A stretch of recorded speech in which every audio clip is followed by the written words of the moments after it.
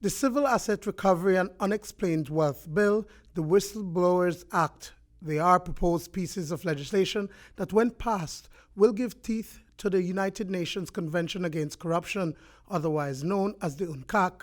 This, along with the establishment of the Integrity Commission, which is in accordance with Section 3, 2, and 1 of the Prevention of Corruption Act, Chapter 105 of the Laws of Belize, is among the list of things that will be reviewed by a visiting team from the United Nations Office on Drugs and Crime.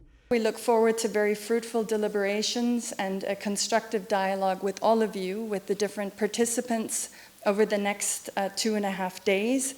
And we also appreciate the participation of civil society and of non-governmental stakeholders in this review exercise. As with all countries, the review process is intended mainly to assist the states under review to more fully implement the UN Convention Against Corruption.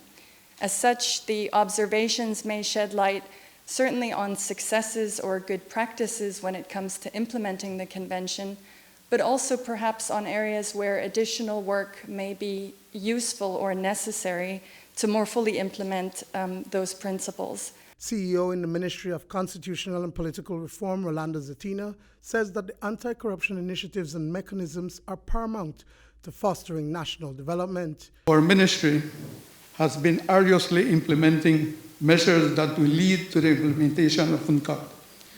We have trained and continue to train public officers in the area of good governance. We have established the Good Governance Unit. The unit is mandated to consolidate all our efforts towards implementing anti-corruption measures. We are also meeting with MESISIC, who is the Inter-American Convention Against Corruption, and we have had preliminary discussions with Transparency International. This is how committed we are. Our commitment not only upholds the rule of law, but also empowers citizens to actively participate in our country's progress. We believe that to end corruption, we must first understand corruption. The first review was in 2018, and back then, recommendations were made for the strengthening of the Integrity Commission, which Director of the Good Governance Unit, Cesar Ross, says was done.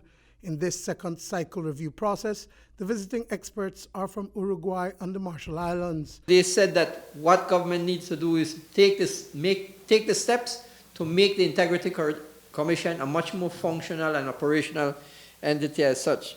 And what has been happening since last year is that the administration is both has operationalized the new Integrity Commission and is in discussion in empowering them to be able to proceed with much more effective monitoring of their mandate as such.